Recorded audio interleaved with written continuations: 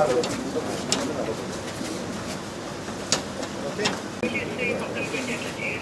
చెప్పారు మార్నింగ్ మరొకసారి anyways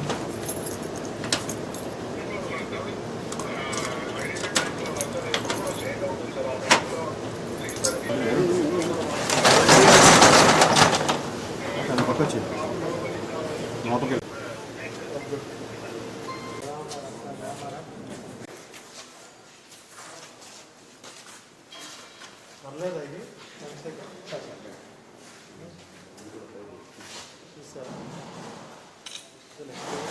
and RDO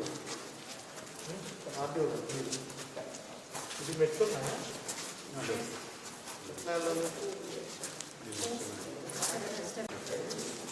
record recommend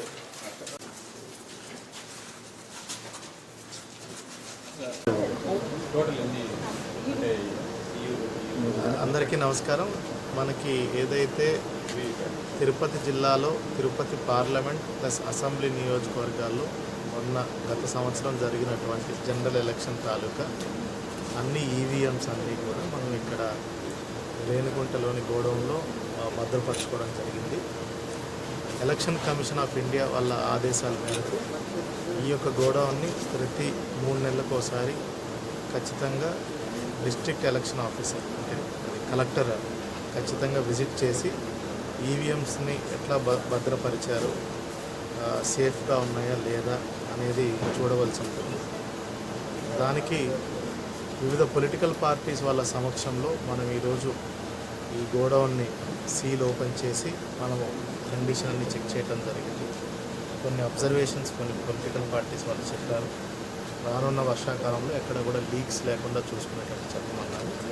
దానికోసం R&B ఇంజనీర్స్ని 1-2 రోజుల్లో గోడౌన్ మీదకి కూడా పంపించి ఫుల్ ప్రూఫ్గా అన్ని అరేంజ్మెంట్స్ ఎటువంటి ఇబ్బందులు లేకుండా చెక్ చేసుకొని అన్ని ఏర్పాట్లు కూడా చేసుకోవడం జరుగుతుంది.